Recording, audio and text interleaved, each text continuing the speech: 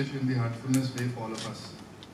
I would request you to unfurl the sealed edition of the book for the benefit of media and the other participants.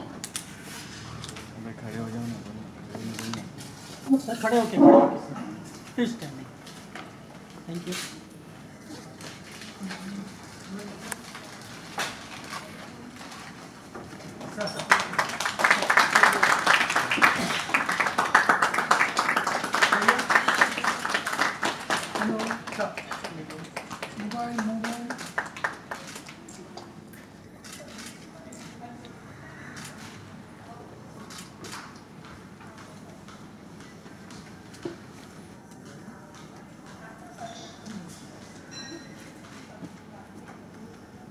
I'll now hand the mic to Mr. Parashar to lead the discussion and Joshua to close. Thank you. I thank them for inviting me for this. Amongst the commercial films and Chalwas and Jalwa and all that, I also made a film called Banaras, a Mystic Love Story, in which Nasiruddin Shah played Mahavatar Babaji. That was a part of the search, which then introduced me to a lot of people who came forward and invited me, and some avatars and some highly evolved spiritual people. So the search goes on. I'm also doing the Bollywood side. I'm not going to stop that. Like him, we delve into a lot of creativity, and which I think is a path to oneness, and Saraswati blesses us for that. And he's a great violinist, so he's also into spirituality. So there is something common about him. What fascinates me about this book is that this is not a religion. It is beyond all religions. And Raja Yoga, I think, is mentioned also by Vivekananda, that each and every human is an equal chip of the universe. So we are all so equal. And he mentions that as a path to salvation. This doesn't have chants or hymns or anything. It is through the heart that one finds the glow inside and connects with the source of the universe. That is what I've understood. Obviously, I'm not an authority, he's written the book. So now I ask him to speak onward after this. Thank you. Heartfulness is all about living life that is centered in the heart. Life that is centered in the source of our existence, which we discover in the heart. I've been quoting a lot lately this one line from the Gita, from Dhyanam Yoga, where Lord Krishna says, I am in the heart of all created things. But at the same time, while this is true, from our very limited perspective, we could now argue and say, can something of this nature, something of this level, as the divine, could it be located in any one place at all? Could it be limited to your heart? Because we also say that God is everywhere, that God is omnipresent. So what is this uniqueness about the heart, that Lord Krishna says, I'm there? Why not everywhere else? Is that what he's saying? I don't think so. He's saying that he's not everywhere else. I think the uniqueness of the heart, and what I've understood from my own practice, and from my interactions with my guide, my guru, Daji, is that the heart, it is the organ of feeling, and such things as the ultimate, such things as God, they can only be perceived through feeling. We cannot apply the mind and successfully perceive this presence, because if it is absolute, then we'll never be able to grasp it, because the human mind can only understand comparative objects. It understands the concept of high because it's comparing high to something that's low, or understands something small by comparing it to something which is bigger. So by contrasting things, it is able to grasp. So this is the relativity of the mind. So what about something which we call the absolute, which has no limitation? So there, I think the mind gets defeated in its attempts to understand. And that's why we go to the heart. Because even if it can't be known, even if God can't be known, God can be experienced. And this experience comes through feeling. And the heart is the organ of feeling. So by resting our awareness and centering or finding the center, the core of our consciousness within our heart, now we become able to experience that presence. And because of that presence, consciousness, mind also. Consciousness and its components now become revolutionized. It is this contact between the divine and the mind which allow us to have various experiences along our spiritual journey. And so, through meditation, we learn to refer to the heart. We learn to center ourselves in the heart. And because of the way that our mind and our understanding is affected by this contact within, this deeper contact within, we are now able to discriminate clearly and understand clearly and know what we should do, what we should not do, which paths to take, which paths to avoid in our lives. So we become guided.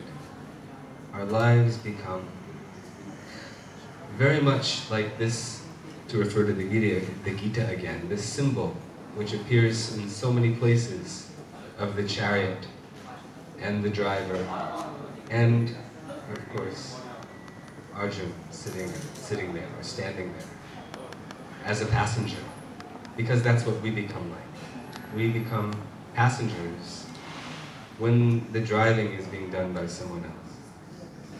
And so we can understand that this driving of our lives is being done by someone else when we are able to receive such inspiration and signals from within that automatically translate into inspired thoughts and show us and make us understand and lead us through our lives.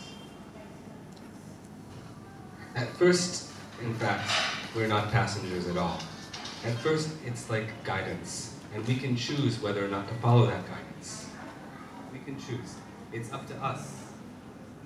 We can reject it, we can accept it. And there's a quote in this book, because Daji once said that if we choose not to follow the signals that emerge from within, and he said, no practice can help you, no guru can help you, God can't help you either.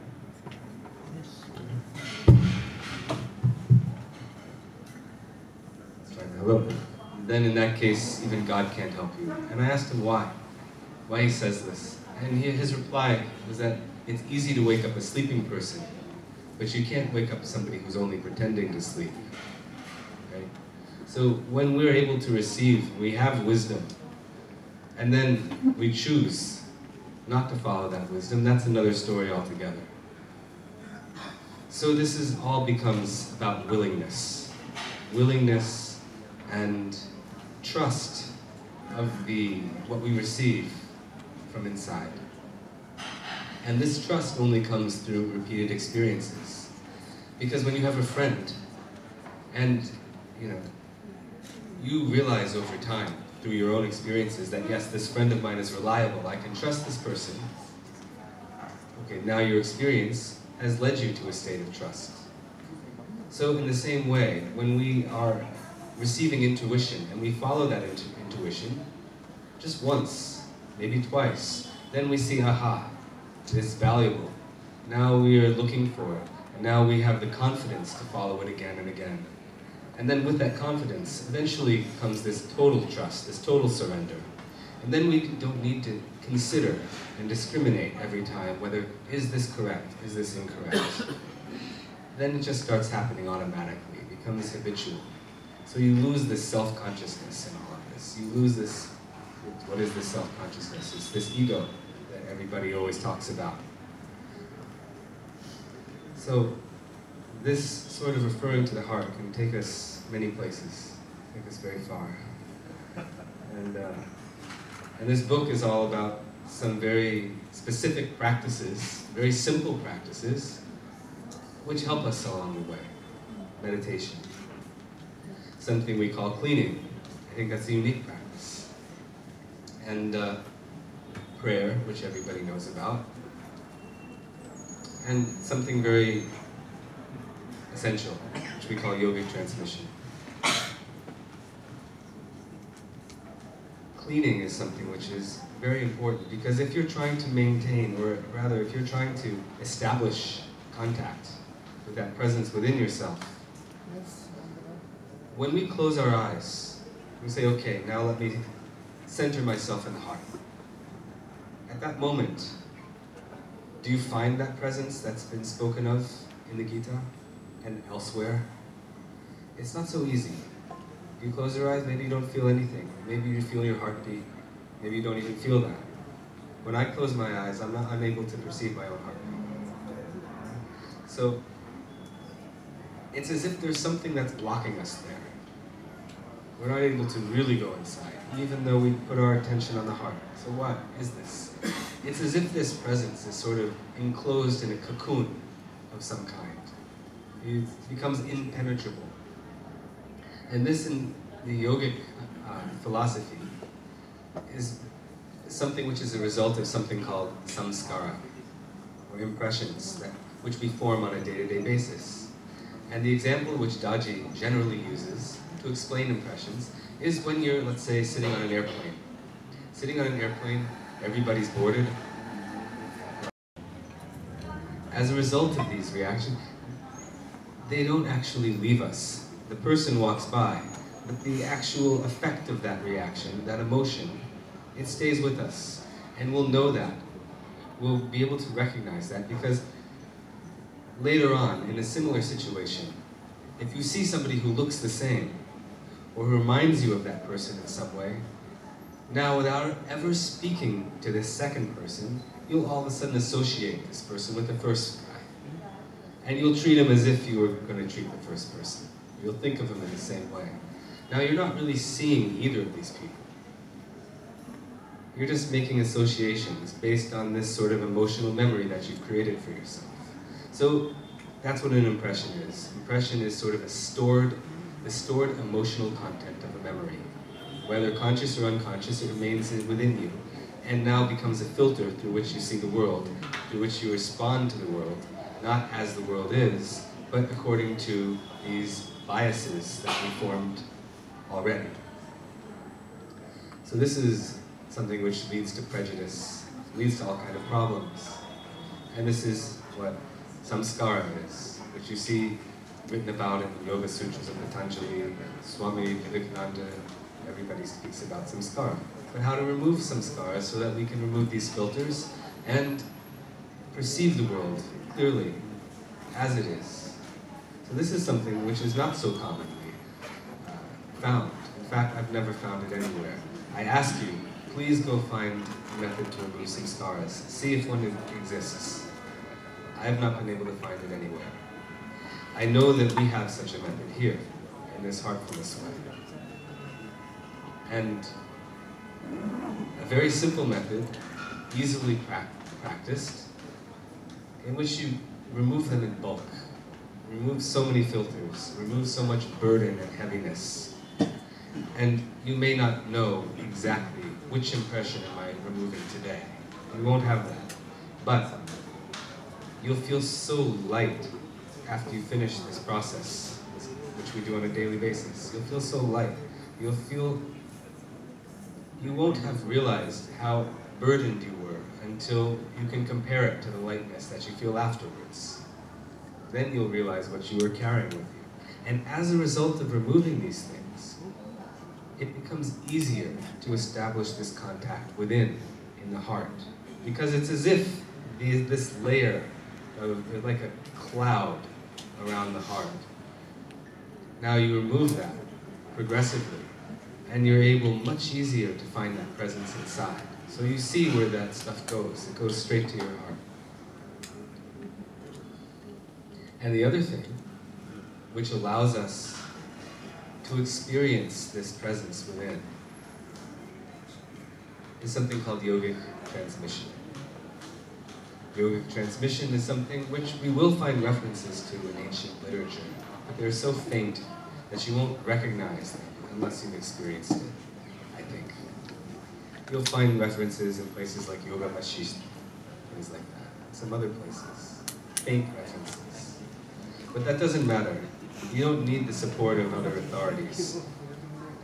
You don't need the support of yogic texts. Once you experience it, that's all you need. You don't need anyone to verify it, because you can verify it yourself. Because that's what spirituality is all about. You verify yourself what the truth is. It doesn't matter what anybody else tells you. So, this is about transcending belief. Transcending the need for belief via personal experience. Because as Daji says so often, must I believe in the stars or the moon or the sun? It's not something you need to believe in, you see it.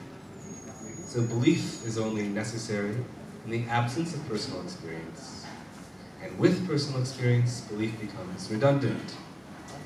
So let's move into the realm of experience and move beyond this oscillation between doubt and belief, which so many people are trapped in for their whole lives. And one of the ways to do this is by experiencing yogic transmission, which I only ever explain in one way, and that is by comparing it to the fact that we say that oxygen, or air rather, is around us at all times, but we don't experience it without a breeze. We feel the breeze and we say, aha, now you felt it move.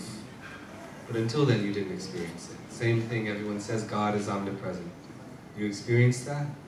So, in the same way, something needs to wake us up to that presence. Now, in yogic transmission, when someone is able to trigger that sort of vibrancy, which you're now able to experience that, it's sort of animation, you can say, of this divine essence. You feel it, you feel it with the heart.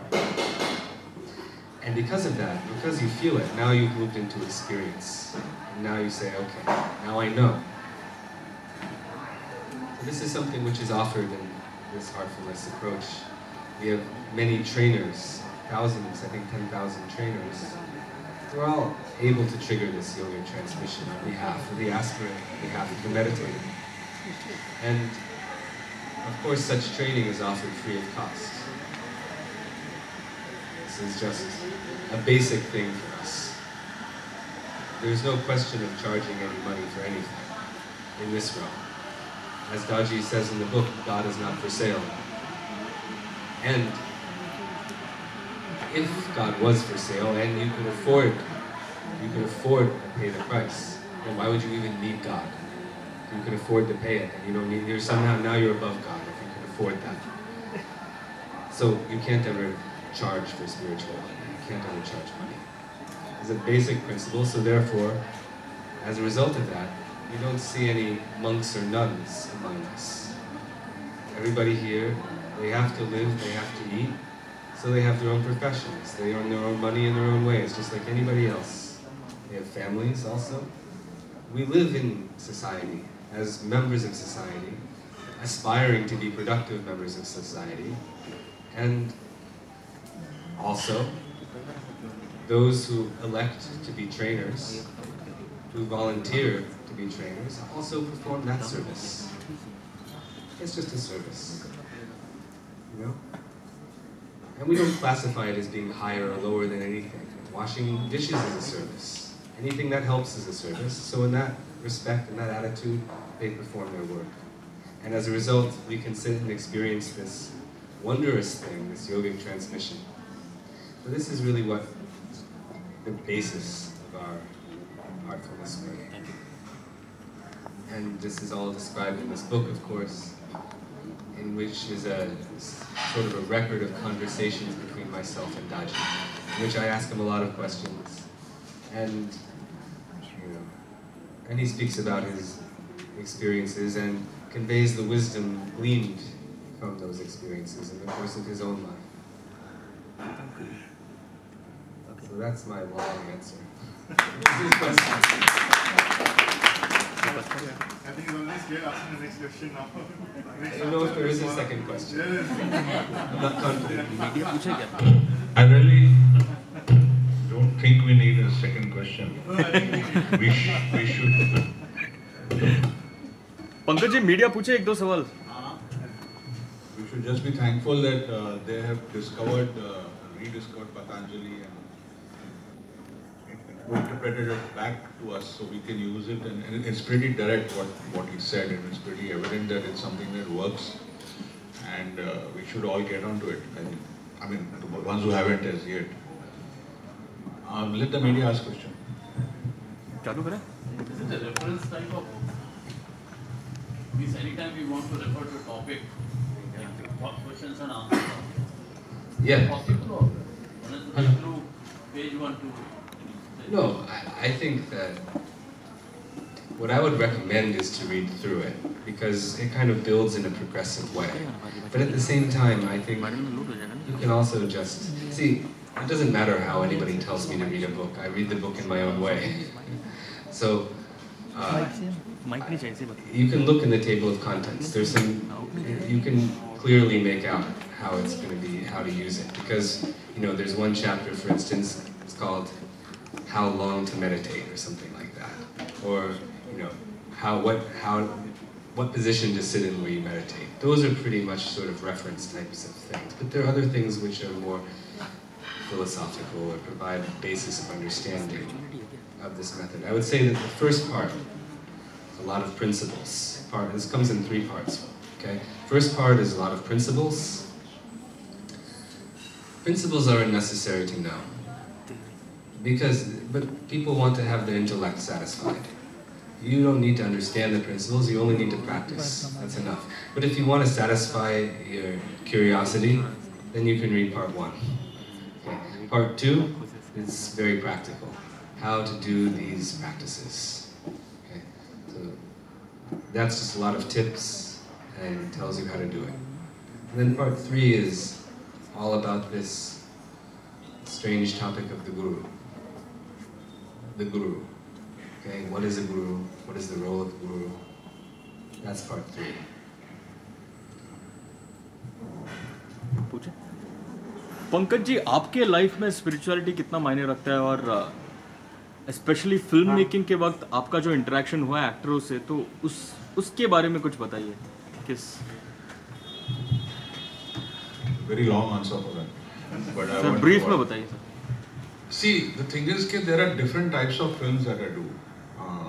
Like, जैसे मैंने कहा कि Banaras Mystic Love Story is a very non-commercial film on spirituality and this Krishnamurti, Mahavtar Babaji, basic stories between a Brahmin girl and an untouchable marriage.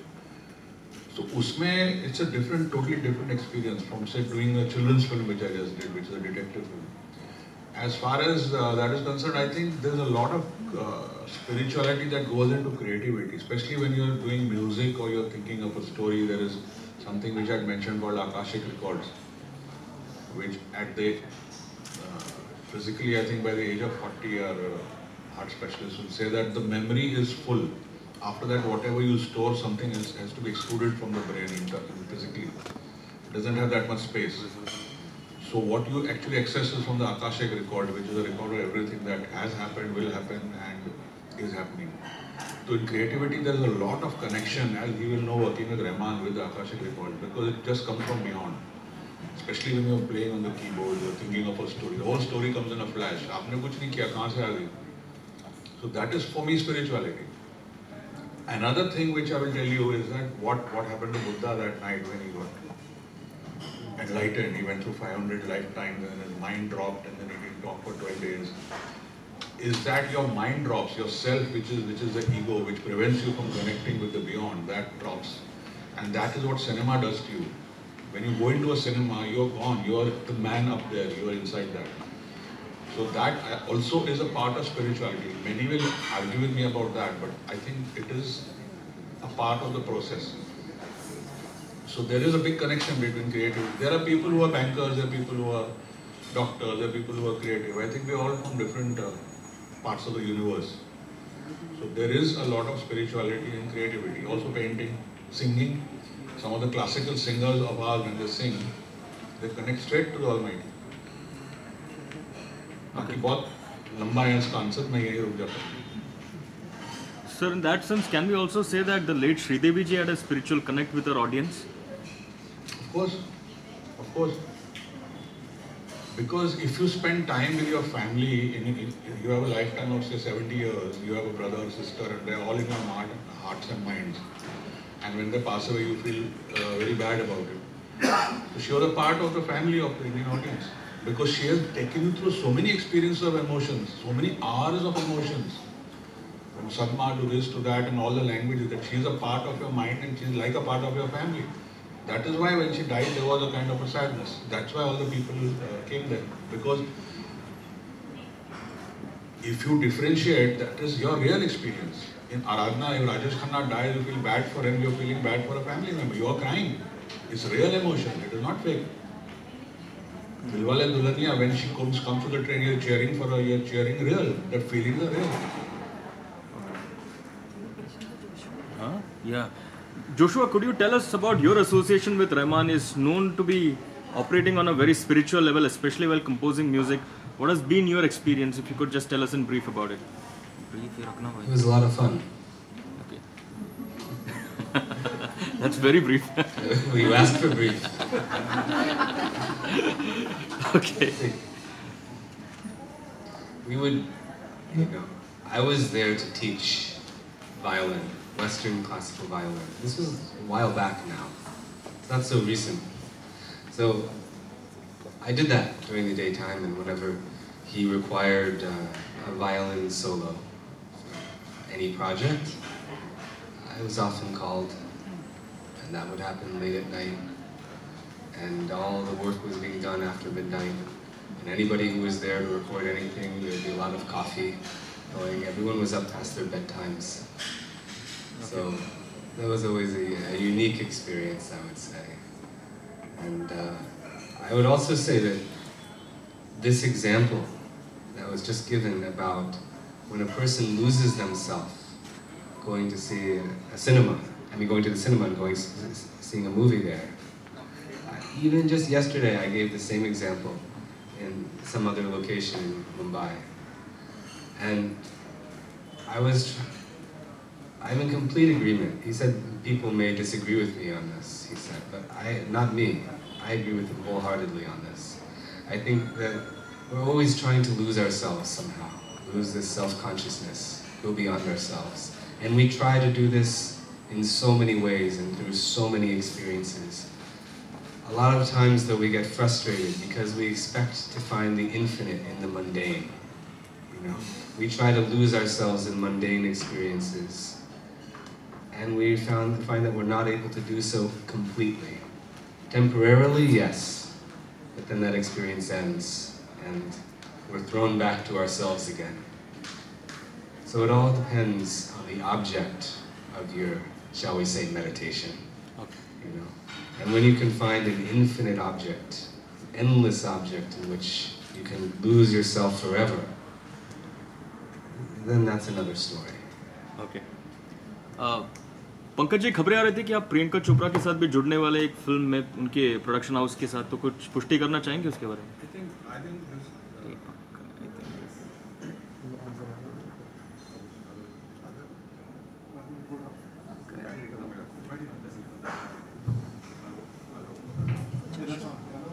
Hello. Yeah, I think this is a wrong platform for that question. We are discussing the book and anything connected to spirituality. There was a reference to Yoga Vasisht. Vasisht. Yeah, Yeah, that was very good. We all know what Yoga Vasisht is. I don't know how many of you read it. But that's, I would like to say something about that. This is, I mean, it's so long. It's an enormous book, and I think there's only one English translation that I'm aware of. And I haven't read the whole thing. You have, okay. Wow. So I think this is where, you know, a lot of the basis for concepts that you find in yoga about things like consciousness, subtle bodies, you know, manas, chit, ahankar, buddhi, places where you find some of the earliest references to these concepts is Yoga Vasishtha. Yoga Vasisht is actually a book of what Ram at the age of 17 was finding the message to life when he was not finding, maybe going into depression. So his father got him Vasisht to talk to him. That book is about what Vasisht taught Ram at the age of 17. That is what it is actually.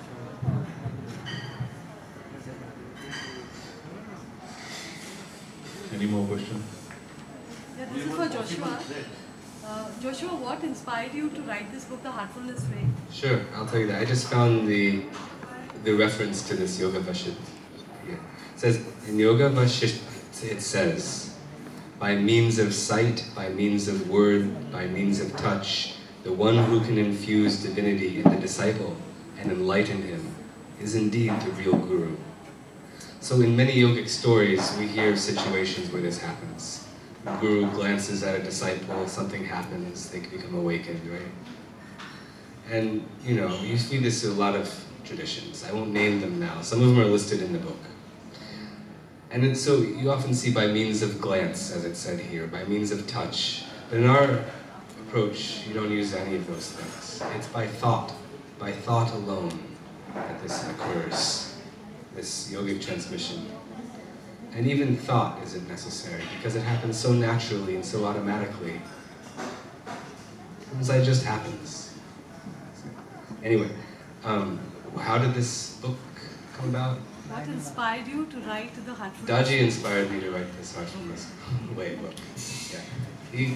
He called one day and asked me to write a book.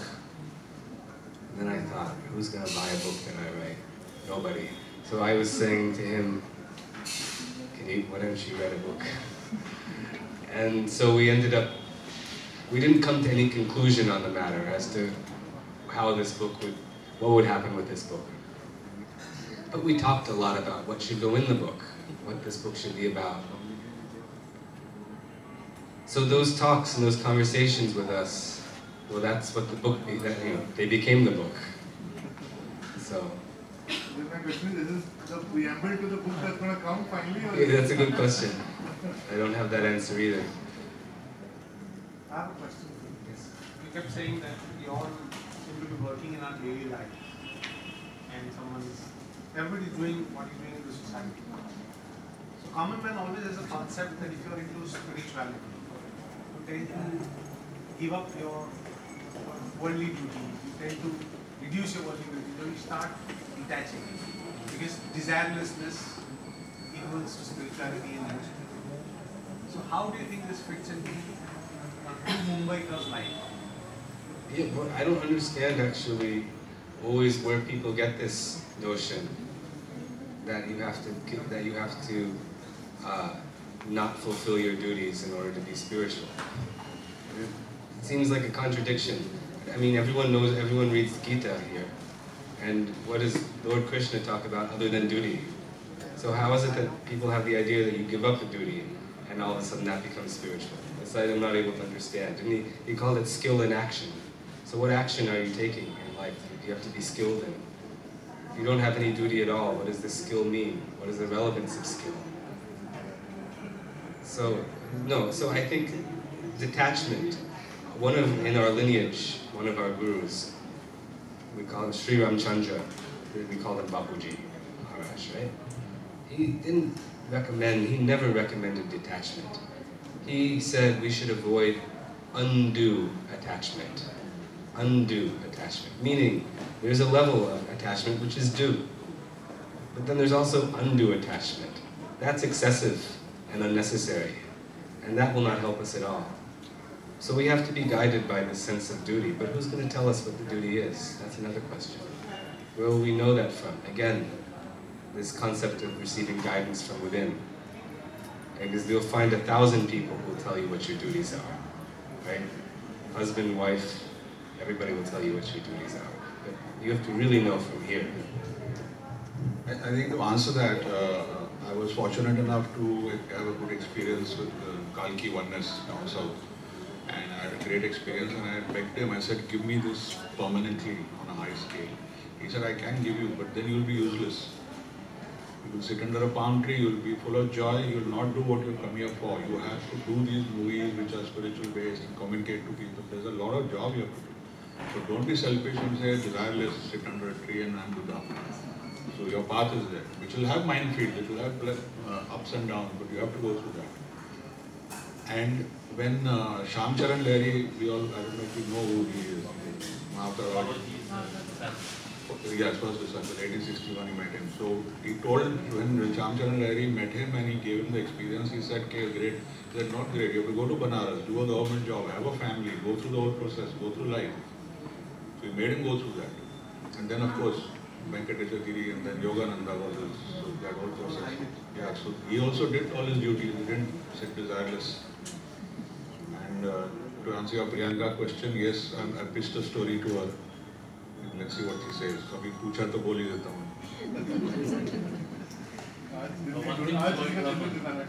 Nahi, Delhi Dukhana ka, I just made a short film called Skin of Marble, which is based on Monto's story, which is Nasir is in it.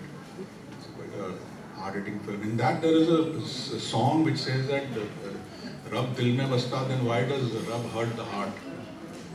They say na ke Rab and every God is in your heart, and why does he hurt the heart? This is about a lover is singing that.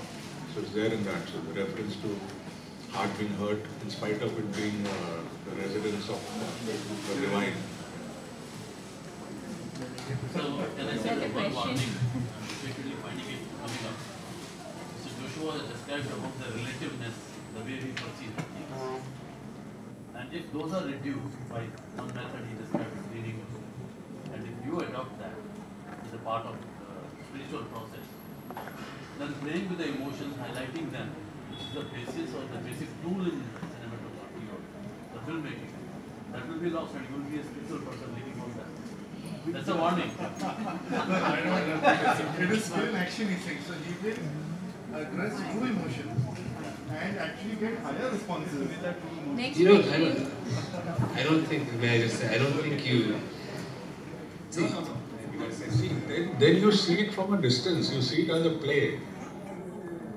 The whole Maya existence is just another play, it's another story. Then you can distance yourself and be in it. That is the joy of being born as a human being. Buddha said to be born as a human is a coincidence of a turtle in the ocean, and you throw a ring in some ocean and the turtle's neck comes into that. That is the coincidence of you being born in a human form. You should be so thrilled you are as a human.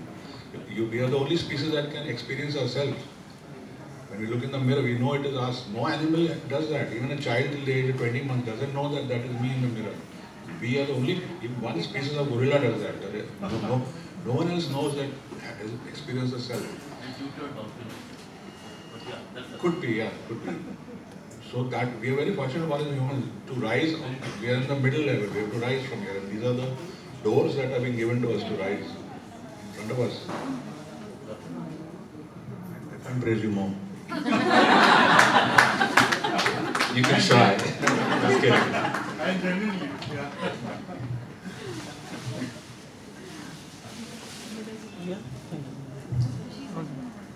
I think now we have to.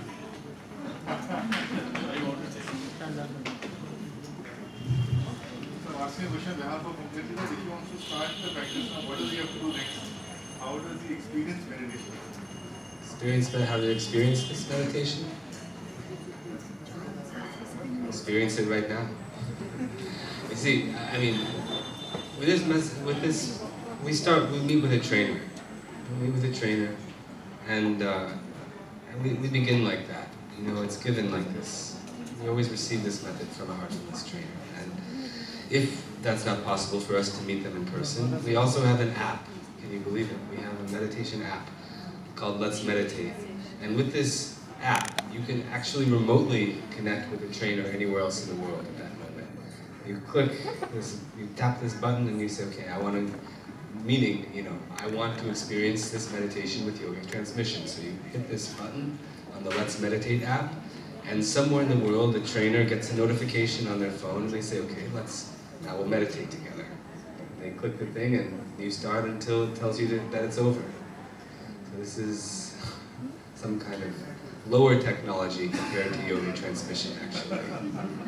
So that's one way you can do it, in the comfort of your own home, or wherever you may be. And another way, if you want to, you can go to the heartfulness.org website. There you can find a trainer near you. Heart spots, they're called, yes, heart spots. Or you can talk to any one of us afterwards, because this room is filled with trainers, I think.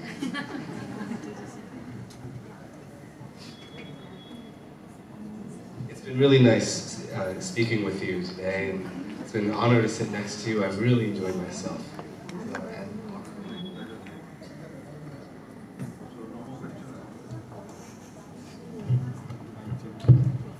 Satisfied. Thank you.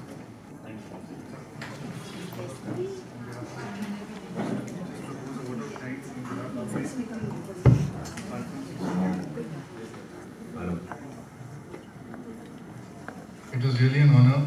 I